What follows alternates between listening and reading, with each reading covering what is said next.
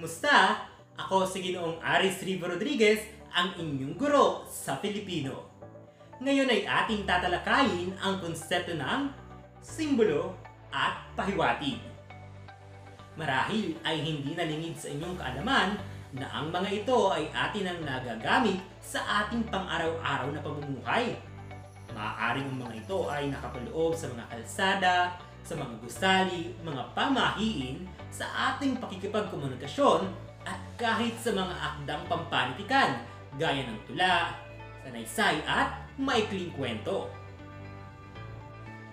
Unahin na natin ang pagtalakay sa konsepto ng simbolo.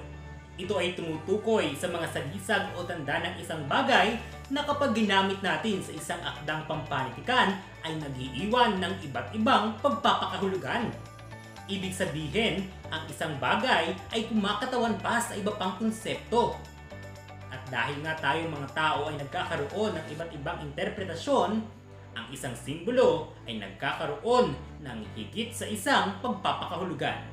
Kaya't dapat tandaan sa paggawa nito, dapat tayong maging maingat at tiyakin natin na ito'y hindi malalayo sa tunay na intensyon ng manunulat kung bakit niya ito ginamit sa kanyang akda. Mayroon akong dalawang halimbawa kaugnay nito. At isa na sa mga ito ay halaw mula sa akdang Kasal ni Kikay na isinulat ni Teo T. Antonio.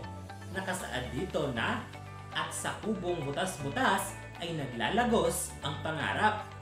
Ang sinisimbolo ng isang kubong butas-butas ay ang kahirapan. At kung ating kasing titingnan ang realidad, nakalulungkot isipin na madalas, ang mga taong naninirahan sa ganitong uri ng tirahan ay walang sapat na kakayahan upang suportahan at abutin ang kanilang matatayog na pangarap. Kung ating kasing iisipin, ito ay nagpapakita ng kahirapan. Ang kahirapan na pumapatay sa maraming pangarap. At para sa ating ikalawang halimbawa, nakasaad dito na, ang Biblia ay magsisilbing lampara mo sa iyong buhay. Sa pahayag na ito, sumisimbolo ang lampara sa pagiging gabay. Ito ay dahil tulad ng isang lampara, mabibigyang liwanag nito ang iyong isipan sa pamamagitan ng pagsagot sa mga katanungan mo sa buhay. Gayon din ay maituturo nito sa iyo ang tamang landas na dapat mong tahakin. Ngayon ay dumako naman tayo sa pagtalakay sa pahiwatig. Ito ay tumutukoy sa mga pahayag na hindi lantad o hayag ang kahulugang nais nitong sabihin. Sa madaling sabi, ito ay nasa estado ng pagiging matalinhaga.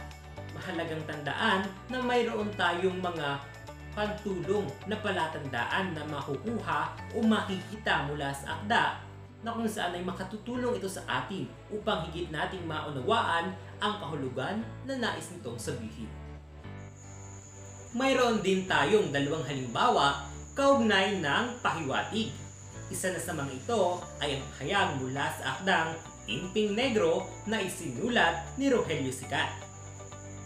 Nakasaad dito ang, sa matinding sikat ng araw, tila siya ay isang mandirigmang sugatan, ngunit nakatindig sa pinagwagiang larangan. Ipinahihiwatig nito ang pagtatagumpay sa labanan dahil tila ito ang ipinupukol na imahe mula sa deskripsyon ng pahayag. Nadumaan man sa maraming pagsubok ang tauhan, ay nakamit pa rin niya ang tagumpay.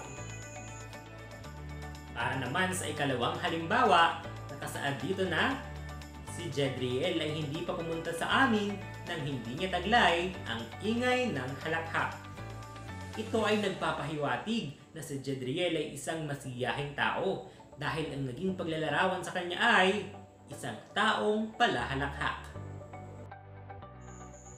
Tunay ngang mahalagang sangkap sa pagbuo ng mga akdang pampanitikan gaya ng maikling kwento ang paggamit sa mga simbolo at pahiwatig.